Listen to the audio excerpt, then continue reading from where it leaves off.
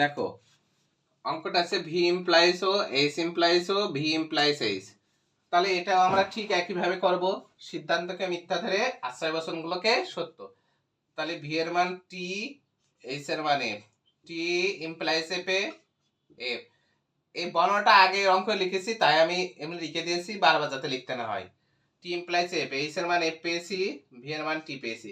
তাহলে ওর এমন একটা মান ধরো যেটা ধরলে এখানে টি হয়। তাহলে এখানে ওর মান টি ধরবো, এখানকার টি এখানকার টিতে টি, ওর এখানে টি ধরেছি, এখানকার এফ এখানকার টিতে এফ টিতে ইমপ্লাইজ এ টি। এই টি টেন এখানে লিখলাম, এখানকার টিতে এভাবে গোল দাগ দিয়ে এখানে লিখলাম, এখানকার এফটা এভাবে গোল দাগ দিয়ে এখানে লিখলাম।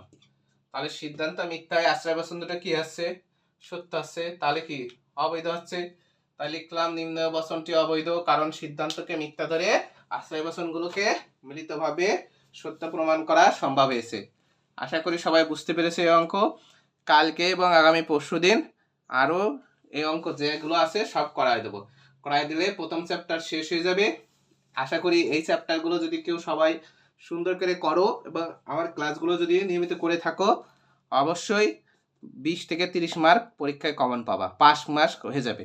এবং এই অঙ্ক শেষের পরে আমরা 1-2 তারিখ থেকে শিখব অনুমান বিধি, প্রতিস্থাপন বিধি, তারপরে এইভাবে পর্যায়ক্রমে ঈদ পর্যন্ত আমি শেখাবো।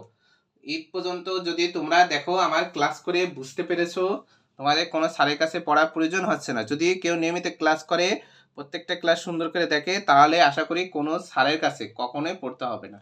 তারপরে যদি মনে হয় না আমাদের সংশয় আছে, একটু গাইডলাইন পেলে ভালো হতো, তখন যে স্যারের কাছে ইচ্ছা সেই স্যারের কাছে তোমরা ভর্তি হয়ে যেতে পারো।